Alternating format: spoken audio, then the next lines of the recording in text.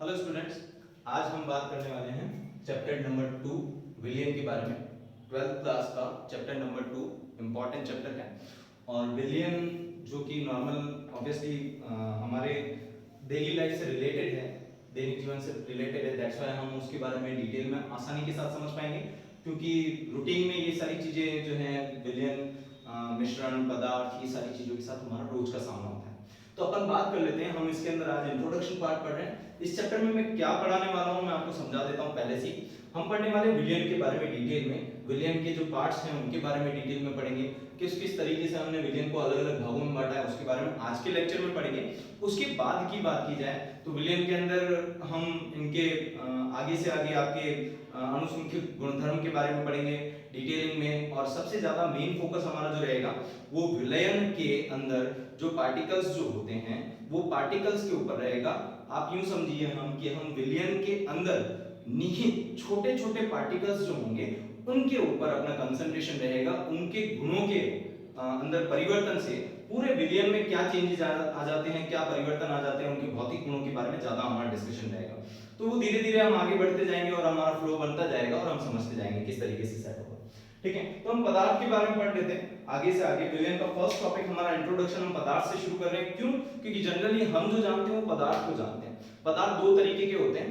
दो तरीके के पदार्थ कौन से रहेंगे? शुद्ध पदार्थ रहेगा और एक अशुद्ध पदार्थ रहेगा। अच्छा, शुद्ध पदार्थ क्या होता है? तो शुद्ध पदार्थ वो जिसके अंदर किसी भी टाइप का कोई मिश्रण ना हो। मिश्रण ना हो इसका मतलब क्या कि जनरली अपन बात करें जो सारे के सारे तत्व हैं दुनिया में निहित, सारे के सारे तत्व हैं वो अपने आप में पूरी तरीके से क्या है? शुद्ध है। उनके अंदर किसी प्रकार का कोई दूसरा मिश्रण नहीं पाया जाएगा। जैसे लोहा है, आयरन है, तो आयरन तत्व की बात की जाए तो उस आयरन के अंदर दूसरा मिश्रण नहीं रहेगा। तो अपन बात करें सारे तत्व जो रहेंगे वो आपके पदार्थ के अंदर किसमें चले जाएंगे? शुद्ध पदार्थ में मान लिए जाएंगे। तो मैं पदार्थ के दो भाग कर देता हूं, समझिएगा।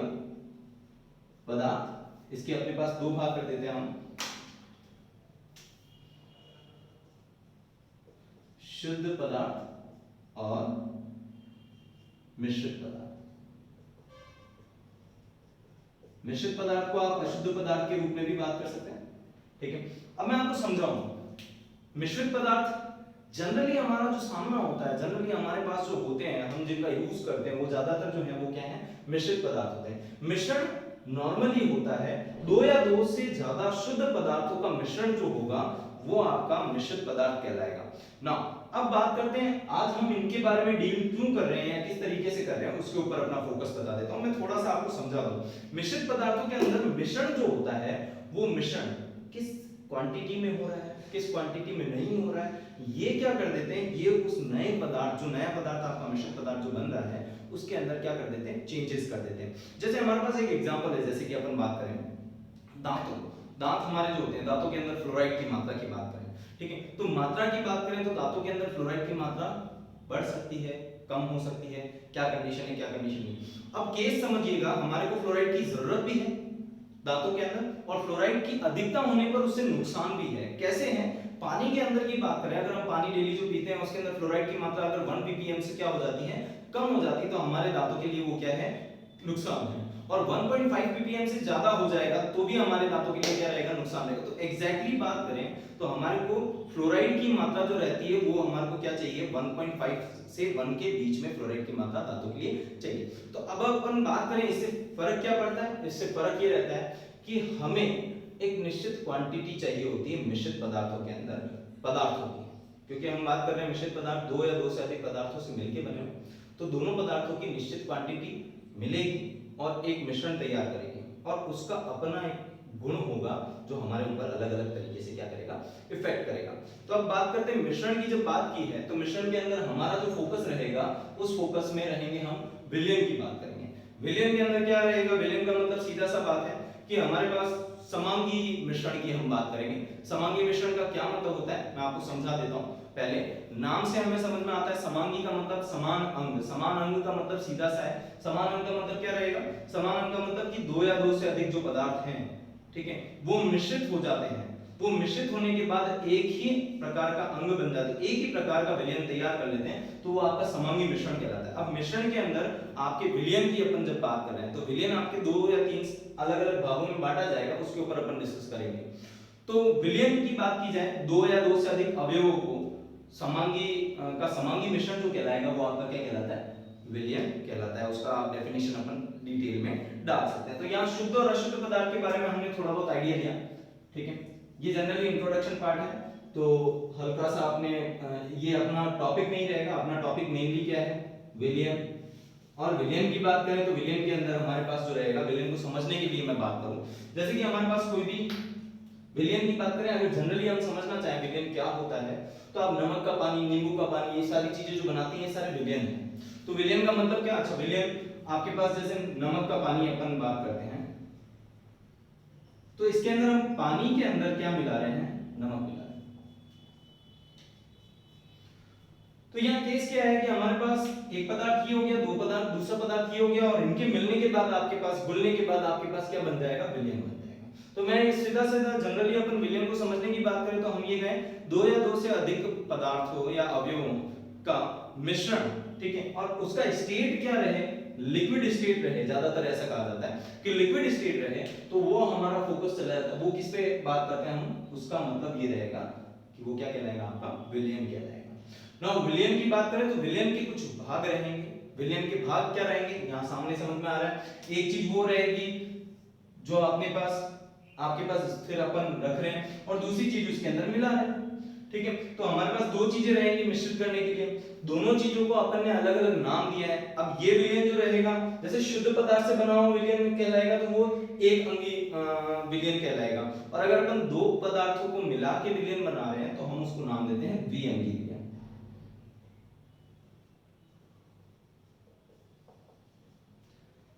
विलयन जिसके दो अंग हो, और वो दो अंग जो होंगे वो क्या होंगे, एक तो होगा विलय और एक होगा विलायक।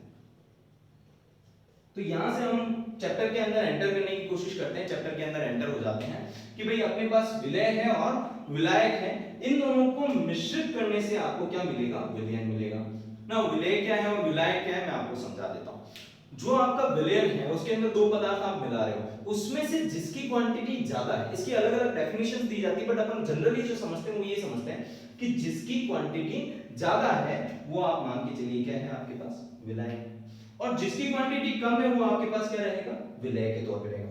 जनरली हमारे पास जैसे ये एक एग्जांपल है, तो यहाँ पे नमक का पानी अपन को बनाना है, तो ऑब्वियसली हम जो एक गिलास होता है उसमें से ज्यादा जो लेते हैं वो पानी लेते हैं, तो पानी हमारे पास इसके अंदर क्या हो गया, विलायक के तौर पे हो गया, और नमक जो हम मिश्रित कर रहे हैं वो नमक आपका क्या रह जाएगा, विलय के तौर पे इसके अंदर मिश्रित किया जाएगा। तो कम क्वांटिटी का पदार्थ विलय, ज्यादा क्वांटिटी का पदार्थ जो रहेगा वो क्या रहेगा, विलायक के तौर पे रहेगा। तो विलयन के कितने भाग हो गए, दो भाग हो गए, विलय हो गया और विलायक हो गया। विलय कम क्वांटिटी का और विलायक ज्यादा क्वांटिटी का। इसको दूसरे तरीके से, दूसरे नजरिए से बात करें तो ये कहा जाता है कि भाई जो आप बोल रहे हो वो विलय है, और जिसमें बोल रहे हो वो आपका क्या रहता है, विलायक रहता है। तो विलायक के, द्विअंगी विलायक के हमारे पास दो भाग आ गए, विलय और विलायक हमने एग्जांपल के तौर पे समझ लिया। अब हम विलयन के क्या कर देते हैं, प्रकार के बारे में पढ़ लेते हैं। तो प्रकार के अंदर इसको अलग अलग तरीकों से बांटा गया है। कैसे बांटा गया है, जैसे उसके संगठन के आधार पर। अब संगठन का मतलब क्या है, संगठन का मतलब जो ये विलय और विलायक के मिलने के बाद जो बन रहा है विलय, उसका संगठन का क्या सेंस होता है मैं आपको समझा देता हूं, ठीक है। थोड़ा प्रैक्टिकली जाने की कोशिश करते हैं। इसको जितना प्रैक्टिकली समझेंगे इस चैप्टर को, इतना ही मजा आता है अपन को पढ़ने में। जैसे कि अपन बात करें नींबू पानी, नमक पानी, जो भी आप विलयन की बात करें, जैसे अपन नींबू पानी की बात कर लेते हैं, तो जैसे अपन पानी के अंदर क्या मिक्स कर देते हैं, नींबू मिक्स कर देते हैं, नींबू की बूंदें अपन पानी के अंदर मिक्स कर देते हैं। थोड़ा समझिएगा, नींबू की बूंदें पानी के अंदर मिक्स करने के बाद हमारे पास जो विलयन तैयार होगा, नाम दिया उसे मैंने नींबू पानी।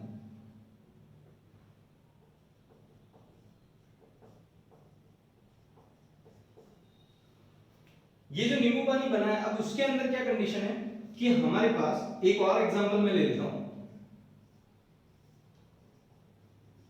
ये पानी है, उसके अंदर एक मैं विलय डालता हूं जो हमारे पास रेत रही, ठीक है। ये अपने पास क्या होगा, विलय, क्योंकि अपन कम क्वांटिटी में ले रहे हैं,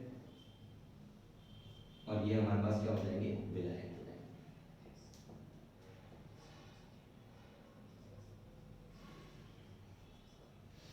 ठीक है।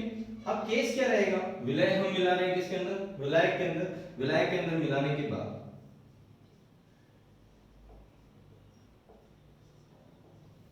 रेत को मिलाने पर हमें जो नजर आता है वो क्या नजर आता है कि रेत जो है वो इसके तल पे जाके बैठ जाती है।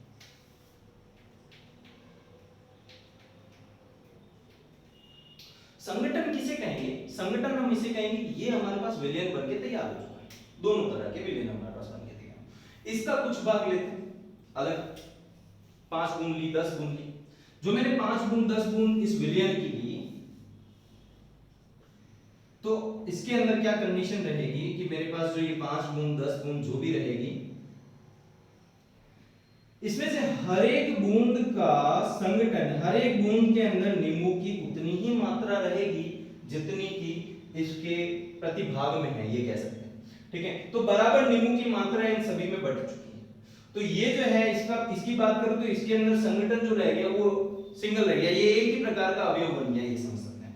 नींबू मिश्रित किया, नींबू मिश्रित के करने के बाद वो उसके छोटे से छोटे भाग में जाके मिश्रित हो चुका है। तो मैं 5 बूंद लूंगा तो पांचों बूंदों के अंदर समान अवस्था में नींबू मिश्रित हो चुका है। तो ये आपका एक प्रकार का भाग रह गया, एक प्रकार का विलयन बना। दूसरे प्रकार का विलयन जो है, ये आपके पास विलयन है, इसके अंदर आपके पास पानी है और रेत डाला। अब मैं इसके अंदर से 5 प्रकार की बूंदे लेता हूं, 5 बूंदे इसके अंदर से निकाल लेता हूं, 10 बूंदे इसके अंदर से निकाल लेता हूं। तो 10 बूंदे जो है या 5 बूंदे जो हम निकाल रहे हैं, उसके अंदर क्या कंडीशन रहेगी, उसके अंदर रेत की मात्रा अलग-अलग निहित होगी। तो ये अलग-अलग जो निहित हो रही है, ये एक अलग प्रकार का विलयन होगा और ये एक अलग प्रकार का विलयन होगा। ये कहलाएगा आपका संगठन। संगठन का मतलब ये है कि उसका छोटे से छोटा भाग। तो संगठन के आधार पर आप 2 भागों में बांट सकते हो। कैसे बांट सकते हो? 2 भागों में कि भाई जिसका संगठन एक हो। संगठन एक होने का मतलब क्या कि मिश्रण होने के बाद उसके अंदर बूंदों के अंदर समान मात्रा में विलय की मात्रा बच जाए। तो विलय की मात्रा बच जाए, अच्छा तो इसका मतलब क्या हो गया, एक ही अंग हो जाए। भाई आपने नींबू पानी में डाला, नींबू पानी में डाल के मिश्रित कर दिया, मिश्रित करने के बाद आपके पास जो विलयन बना, उस विलयन की हर एक बूंद के अंदर अपन बात करें तो हर एक बूंद का सेम टेस्ट आएगा, सेम मात्रा में नींबू है, तो वो तो एक प्रकार का एक ही भाग हो गया, पूरी तरह से मिश्रित हो चुका है, एक ही भाग बन चुका है। तो ये जो रहेगा ये आपका संगठन के ऊपर इसका नाम देना चाहे हम तो हम क्या कहेंगे कि ये दोनों मिलके एक ही अंग बन चुके हैं, समान अंग रूप धारण कर चुके हैं आपके नींबू और पानी। तो हम इसको नाम दे देते हैं समांगी विलयन।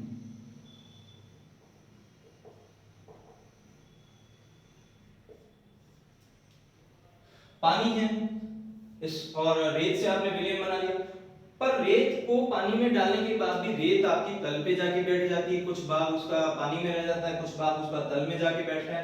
तो मैं ये कहूं कि पानी के हर एक बूंद में रेत की मात्रा अलग-अलग वेरी करेगी या फिर कम होगी, ज्यादा होगी। तो हम ये कहेंगे कि रेत और पानी मिलके समान अंग नहीं बन पाए तो हम उसको क्या कहेंगे, विषमांग, विषमांगी विलयन। क्या नाम देंगे, विषमांगी।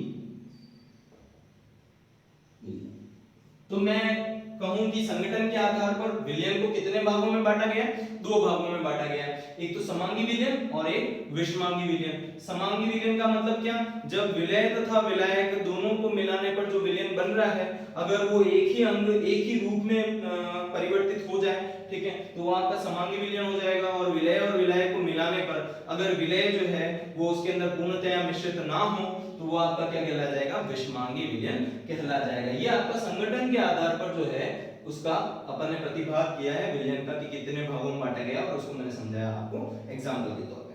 अब अपन बात कर लेते हैं विलय की मात्रा क्या है। देखो ये बेसिक पार्ट है, सेकंड चैप्टर के अंदर विलयन के अंदर ये बहुत ही बेसिक बात है। ये नाम जो है इनकी टर्मिनोलॉजीज जो है वो हमें समझनी और याद करनी सबसे ज्यादा जरूरी है। परिभाषाओं को समझना इसलिए जरूरी है क्योंकि समांगी विलयन विषमांगी विलयन मैं यहाँ समझा रहा हूँ आपको, फिर आगे जब अपन डिटेल में पढ़ने जा रहे हैं इसी चैप्टर के अंदर आगे जब अपन बढ़ेंगे तो हम सीधे सीधे समांगी विलयन विषमांगी विलयन इनके नाम यूज करेंगे। जब हम नाम यूज कर रहे हैं तो हमें पता होना चाहिए कि हम किस के बारे में बात कर रहे हैं, तो इसलिए अपन इनको क्या कर रहे हैं एक बार एक्सप्लेन कर रहे हैं। तो ये बेसिक पार्ट आप यहाँ शुरू करो, ठीक है, इसके बाद आप धीरे धीरे चैप्टर में डीप उतरते जाएंगे और अगर ये आपको आता है तो आपको चैप्टर समझने में कतई कोई परेशानी नहीं आएगी। अपन आगे बात कर लेते हैं विलय की मात्रा के आधार पर अपन बात कर लेते हैं। तो विलय की मात्रा के आधार पर कितने भागों में बांटा गया है उसके बारे में अपन डिस्कशन कर लेते हैं। पदार्थ को विलय की मात्रा के आधार पर पदार्थ को 5 भागों में बांटेंगे। मात्रा के आधार पर, नाम से ही समझ में आ रहा है कि भाई उसके अंदर कितनी मात्रा मिलाई जाएगी, उसके आधार पर विलयन को कितने भागों में बांटा जा रहा है। तो विलय की मात्रा के आधार पर 5 भागों में बांटेंगे। मैं आपको समझा दूं धीरे धीरे कौन कौन से भाग हैं।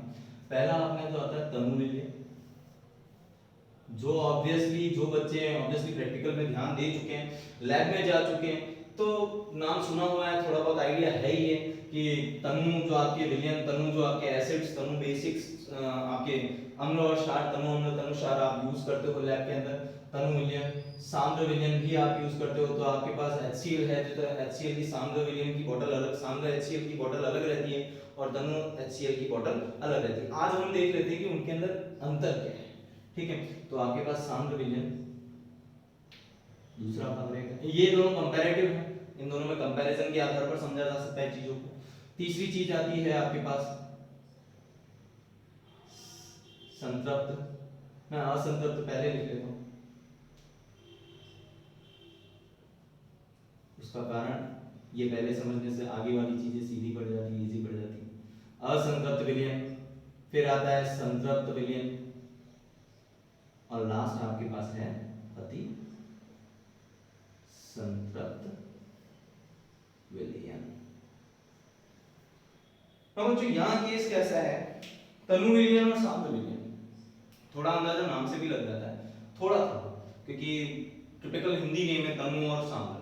तनु का मतलब अपन जनरली अपन जो नाम से अपन पता लगाते हैं पतला, ठीक है। पतला मतलब क्या होता है, जो गाढ़ा ना हो और पतला। सांद्र का मतलब अपन थोड़ा थोड़ा आइडिया लगता है कि गाढ़ा हो, जो भी विलयन आपका गाढ़ा हो वो सांद्र कहलाएगा, जो पतला होगा वो तनु कहलाएगा। अब ये गाढ़ापन और पतलापन या फिर सांद्र और तनु किस बेसिस पे बन रहे हैं उसके ऊपर बात कर लेते हैं। जब अपन विलयन पढ़ चुके हैं, और विलयन के अंदर हमने 2 भाग पढ़ चुके हैं, विलायक और विलय की मात्रा। थोड़ा आप इस पे नोटिस करना, थोड़ा आप ध्यान देना। नींबू पानी हम सबने बनाया, नमक पानी हम सबने बनाया, शक्कर का पानी भी हम सबने लगभग आइडिया दिया होगा। तो नींबू की कंडीशन क्या है कि नींबू पानी के अंदर, भाई पानी की एक ग्लास है, उसके अंदर अगर एक नींबू में डालूंगा, एक ये पार्ट है, और पानी की ग्लास है उसके अंदर मैं 5 नींबू डालूंगा,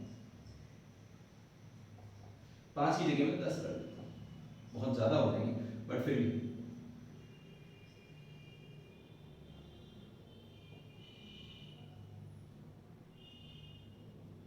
देखिए कंडीशन समझिएगा, एक नींबू डालने पर और 10 नींबू डालने पर गाढ़ापन और पतलापन नहीं आएगा, बट इनके टेस्ट के बेसिस पे हम अंदाजा लगा सकते हैं कि इसके अंदर नींबू की बहुत ज्यादा मात्रा बहुत कम मात्रा रहेगी, और इसके अंदर जो नींबू की रहेगी बहुत अधिक मात्रा रहेगी। जब अपन शक्कर डालते हैं तो शक्कर से थोड़ा पर गाढ़ापन आने लगता है, तो हमें समझ में आने लग जाता है कि भाई शक्कर डाल के अगर अपन जो कहते हैं चाशनी बनाना, तो चाशनी बनाते गर्म करते हैं, तो उसके अंदर हमें थोड़ा बहुत अंदाजा लगने लग जाता है कि भाई यार शक्कर की मात्रा ज्यादा है या कम। तो वहां केस क्या है कि जब आपके ये आपका क्या रह जाएगा, विलय, और ये आपके क्या रह जाएंगे, विलय। टर्मिनोलॉजीज अगर हमें समझ में आ गई, याद आ गई, तो आप यूज करते रहिए, बस वो सीधी सी बात है। विलय आपने इसके अंदर मिला दिया, कितना मिलाया, मात्रा, विलय की मात्रा के आधार पर कितना मिलाया, 1 मिलाया, इसके अंदर कितने मिलाया, 10 मिलाया, तो ये जो रहेगा ऑब्वियसली सोचने में अपन को आता है, ये अपना पतला विलयन रहेगा, और ये अपना जो रहेगा कैसा रहेगा, गाढ़ा विलयन रहेगा। भले अपन फिजिकली देख के अपन अंदाजा नहीं लगा पाए, ठीक है, बट अपन मेंटली अपन समझ सकते हैं कि भाई हाँ ये पतला रहेगा और ये क्या रहेगा, गाढ़ा। पतला अपन हिंदी में बोले तनु, और इसे प्योर हिंदी में बोले तो सांद्र या फिर साइंटिफिक लैंग्वेज। तो हमारे पास तनु विलयन और सांद्र विलयन आए, वो हमने इनको नाम दिए। क्यों दिए, किस आधार पर दिए, एकमात्र आधार रहेगा हमारा ये। पानी तो आपका एक गिलास, ये विलायक आपका स्थिर है, जो ये है ये बढ़ रहा है या फिर ये घट रहा है, और ये क्या चीज है, विलय, क्या है, विलय। तो मैं एक बात कहूं कि विलय की मात्रा के आधार पर, किसकी बात कर रहे हैं, विलय की मात्रा के आधार पर हम भाग बांट रहे हैं, और भाग बांट रहे हैं 2। एक तो पहला कंपैरेटिव बांट रहे हैं, इसलिए मैं 2 बता रहा हूं पहले आपको, तनु विलयन और सांद्र विलयन। तनु विलयन क्या, जिस विलयन के अंदर विलय की मात्रा कम, कंपैरेटिवली विलायक से बहुत कम, वो आपका क्या रहेगा, तनु विलयन। और जिस विलयन के अंदर आपके विलय की मात्रा जो रहे वो क्या रहे, अधिक रहेगी, तो वो आपका क्या रहेगा, गाढ़ा। अच्छा सर हम 50-50 कर दें तो क्या होगा, क्या कंडीशन रहेगी अगर विलय की मात्रा 60% हो, 40% हो। ये सारी चीजें जो हैं ये फिजिकल है। देखिए समझिए, प्रैक्टिकल तौर पे चलते हैं अपन, तो फिजिकल बेसिस पे हमें समझ में आ जाता है। क्यों? क्योंकि नींबू की कितनी मात्रा चाहिए वो हम टेस्ट करके आइडिया लगा सकते हैं कि भाई नींबू की 1 नींबू की मात्रा काफी है या फिर 10 नींबू की मात्रा काफी है। ठीक है, वो डिपेंड करेगा किसके ऊपर, आपकी विलायक के ऊपर भी। ठीक है, तो कितना परसेंटेज की बात करें, वो परसेंटेज जो होता है वो वेरी करता रहता है, बट हमें समझ में आता है कि भाई तनु विलयन हम किसे कहेंगे और सांद्र विलयन हम किसे कहेंगे। यहां से हम समझ चुके हैं तनु और सांद्र के बीच में अंतर हमने यहां से निकाल लिया, तनु विलयन और सांद्र विलयन। ये टर्मिनोलॉजीज आप दिमाग में डाल दीजिएगा, याद कर लीजिएगा और इनकी डेफिनेशंस आपके पास होनी चाहिए। ठीक है, अब हम बात कर लेते हैं असंतृप्त,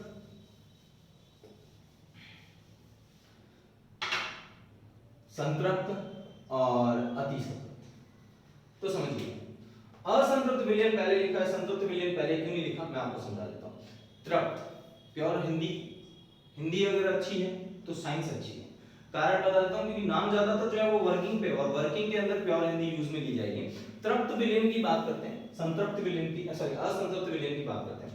तृप्त का मतलब होता है पूरी, भरा हुआ, कंप्लीट, फुल, उसकी कैपेसिटी तक भरा हुआ अपन कहते हैं तृप्त। हम कहते हैं खाना खा लिया, खाना खाने के बाद हम कह देते हैं कि भाई हाँ, जहां हम रुक गए, जहां हमारा पेट भर जाता है, हम कह देते हैं तृप्ति हो गई, तृप्त हो चुके हैं। तो बात समझिएगा, जब आपको जितनी नीड है उतना आपके जो, अब अच्छा अपन बात करते हैं, अपन मिक्स किसमें कर रहे हैं, विलायक में। किसको मिक्स कर रहे हैं, विलय को। तो इन्हीं के ऊपर आधार पर अपन समझेंगे इन चीजों को।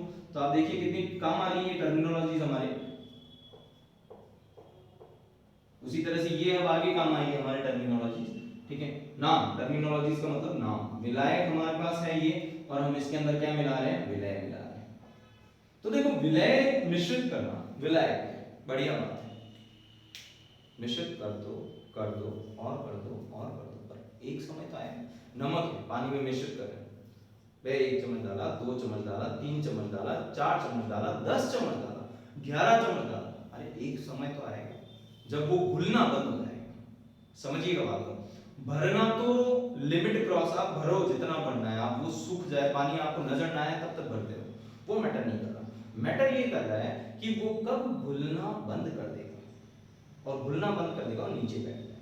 तो बात को समझिएगा, मैं आपको समझाऊं, जब आपका नमक या फिर कोई भी विलय आप विलायक में मिश्रित कर रहे हैं और वो उसके अंदर घुला जा रहा है, समांगी विलयन बनाया जा रहा है, बनाया जा रहा है, बनाया जा रहा है, तो ये समांगी विलयन बनाया जा रहा है, इसका मतलब ये आसानी से इसके अंदर क्या हो रहा है, घुलता जा रहा है। जब तक वो घुलता रहेगा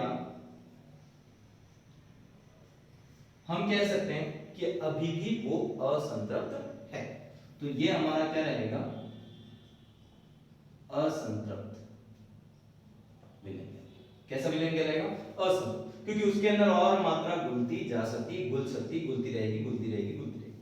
अब केस आता है विलय के अंदर, विलय की मात्रा जितनी घोलो, जितनी घोलो, जितनी घोलो, घुलते रहो, तो वो आपका तब तक क्या कहलाएगा, असंतृप्त। परंतु जिस लिमिट के बाद विलय की मात्रा विलय में घुलनी बंद हो जाती है, घुलनी बंद हो जाती है, तो हम बात करेंगे वो आपका क्या, क्यों, क्योंकि भाई विलायक जो हो चुका है वो क्या हो चुका है, तृप्त हो चुका है। अब उसमें और अधिक मात्रा आप डालोगे भी तो वो उसके अंदर घुलेगी नहीं। ठीक है, तो वो आपकी कहलाएगी संतृप्त।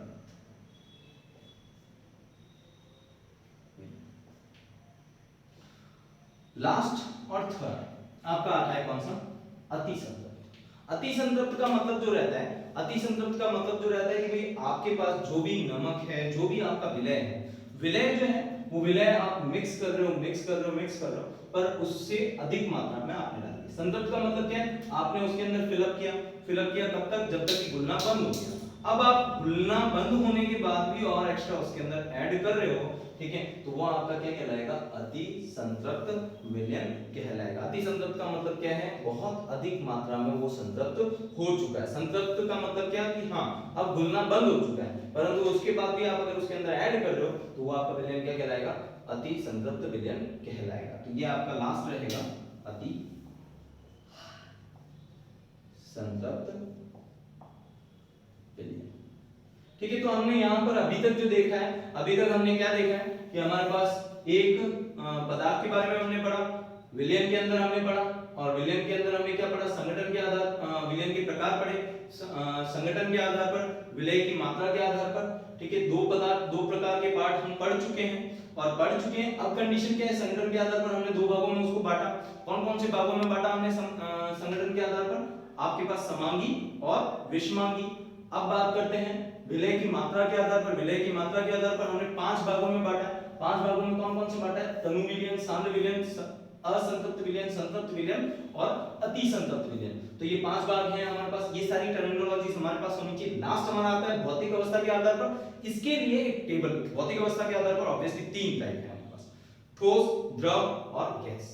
कौन कौन से? ठोस, द्रव और गैस। अब ठोस, द्रव और गैस के अंदर कंडीशन क्या है कि इनके आधार पर किस तरीके से विलयन बनते हैं, किन किन के मिक्सचर से विलयन बन सकते हैं, और वो हम एक टेबल के आधार पर समझने की कोशिश कर देते हैं। देखिए, तो आइए बच्चों अब हम देख लेते हैं भौतिक अवस्था के आधार पर विलयन के प्रकार। तो विलयन के प्रकार भौतिक अवस्था के आधार पर 3 होते हैं, गैसीय विलयन, द्रवीय विलयन और ठोस विलयन। गैसीय विलयन, द्रवीय विलयन और ठोस विलयन के अंदर क्या रहेगा पार्ट? वही वाली बात रही कि हमने अभी भी जो पढ़ा, किसके बारे में पढ़ा? विलायक और विलय के बारे में। तो इसके अंदर भी मेन रोल जो निभाएंगे वो विलायक और विलय निभाएंगे। कि विलायक आपके पास ये रहे, विलय आपके पास ये रहे, और ये सारे मिक्स होकर आपके पास सारे के सारे जो हैं वो क्या बनाएंगे? विलयन बनाएंगे। ये सारे के सारे आपके क्या कहलाएंगे? विलयन कहलाएंगे। तो कुछ एग्जांपल्स हैं जिसके थ्रू हम समझें इन चीजों को। अब बात को समझिएगा, अगर हम विलायक और विलय की बात करें तो कुछ पार्ट इसके अंदर स्थिर रह जाएंगे। जैसे हम बात करें गैसीय विलयन के अंदर, तो गैसीय विलयन के अंदर ऑब्वियसली एक विलायक जो रहेगा वो आपका क्या रहेगा?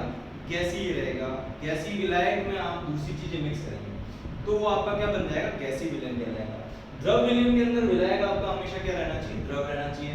ठोस विलयन के अंदर आपका विलायक जो रहना चाहिए वो क्या रहना चाहिए? ठोस रहना चाहिए। अब उसके अंदर अपन 3 चीजें मिला सकते हैं, गैस भी मिला सकते हैं, द्रव भी मिला सकते हैं और ठोस भी मिला सकते हैं। कुछ भी मिलाओ, उससे आपको जो भी विलयन प्राप्त होगा उसको आप क्या नाम दोगे? गैसीय। चक्रीय। गैस के अंदर गैस मिलाई जाए तो गैसीय विलयन कहलाएगा। और वो कैसा है? एक एग्जांपल है, ऑक्सीजन गैस है आपकी और नाइट्रोजन भी गैस है, दोनों को मिक्स किया जाए, अगर मिक्सचर बने, ठीक है, तो वो आपका क्या कहलाएगा? गैसीय विलयन कहलाएगा। गैस और द्रव की बात की जाए, गैस और द्रव, गैस आपका मान लीजिए क्लोरोफॉर्म आपकी गैस के रूप में होती है, ठीक है, सॉरी द्रव आपका क्लोरोफॉर्म आपका द्रवित रूप में रहेगा और नाइट्रोजन आपकी किस रूप में रहेगी? गैसीय रूप में रहेगी। अगर ये मिक्स होते हैं तो आपका क्या कहलाएगा? गैसीय विलयन कहलाएगा। अगेन गैस और ठोस की बात करें, कपूर आपका सॉलिड कंडीशन में होता है, कपूर और नाइट्रोजन गैसीय अवस्था में रहेगी। ये अगर मिक्स होंगी तो ये मिक्स होने के बाद भी आपकी क्या बनाएंगी? गैसीय विलयन बनाएंगी। आगे अपन डिस्कस कर लेते हैं द्रवीय विलयन की बात। तो द्रव विलयन के अंदर भी आपके पास द्रव है सारे के सारे, और द्रव के अंदर आप क्या मिक्स करेंगे? गैस, द्रव और ठोस मिक्स करेंगे। कैसे होगा? द्रव के अंदर अगर अपन गैस मिक्स करेंगे तो आपके पास क्या रहेगा? जल में घुली हुई ऑक्सीजन, जैसे कि जल है आपके पास द्रव रूप में, और ऑक्सीजन आपका जो रहेगा वो किस रूप में रहेगा? गैसीय अवस्था में रहेगा। दूसरी बात देखें तो द्रव आपके पास जल और द्रव, एक और अगर उसके अंदर मिक्स करना है आपको, ये आपके पास क्या रहेगा? एथेनॉल। तीसरा लास्ट द्रव, और द्रव के अंदर आपने क्या मिक्स किया? ठोस। तो ग्लूकोज आप ठोस के रूप में उसके अंदर मिक्स कर देते हो जल के अंदर। तो ये तीनों चीजें हैं, गैस, द्रव और ठोस। इनके ऊपर डिपेंड करेगा किसके ऊपर? कि आपका जो विलायक है वो विलायक असल में कैसा है? द्रवित है या फिर किस तरीके का है? उसके अंदर आपके जो गैस, द्रव और ठोस जो होंगे वो मिक्स होने के बाद आपके पास क्या बनाएंगे? द्रवीय विलयन बनाएंगे। लास्ट आप देख लीजिए और उसके एग्जांपल देख लीजिए। ठोस विलयन जो होगा भौतिक अवस्था में बांटा गया है, और उसके अंदर विलायक आपके जो रहेंगे वो क्या रहेंगे? ठोस, गैस, द्रव और आपके पास ठोस की बात कर लेते हैं। जैसे कि ठोस के अंदर गैस कैसे? हाइड्रोजन। आपने ध्यान हो तो 11th क्लास में अपन ने पढ़ा है कि पैलेडियम पीटी के अंदर हाइड्रोजन अवशोषित होती है, अधिशोषित होती है, ठीक है। तो अधिशोषण अगर पैलेडियम पर हाइड्रोजन का हो, ठीक है, गैसीय अवस्था में गैस जो है हाइड्रोजन गैस अगर पैलेडियम पे अधिशोषित हो तो पैलेडियम ठोस रह जाएगा, हाइड्रोजन आपकी गैस रहेगी। तो ये आपका अधिशोषण जो होगा वो एक तरह का ठोस विलयन बनाता है। दूसरा केस आता है ठोस और द्रव, ठीक है। तो ठोस आपके पास क्या है? सोडियम और पारा आपके पास क्या है? द्रव। उनको मिक्सचर करके उनका अमलगम जो बनाया जाता है तो वो आपका कैसा कहलाएगा? ठोस विलयन कहलाएगा, क्योंकि आपने विलायक के तौर पे क्या लिया है? उसके अंदर सोडियम को लिया है।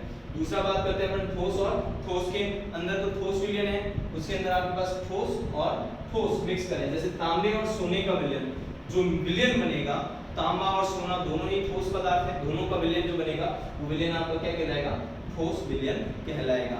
तो यहाँ पर अपन बात करें कि 1 2 3 भौतिक अवस्था के आधार पर हमने कितने भागों में बांटा है, इसे 3 अवस्थाओं में बांटा गया है। तो आज हमने जो पढ़ा है उनके प्रकार के बारे में डिटेल में पढ़ा है, संगठन के आधार पर, आपके विलय की मात्रा के आधार पर और भौतिक अवस्था के आधार पर।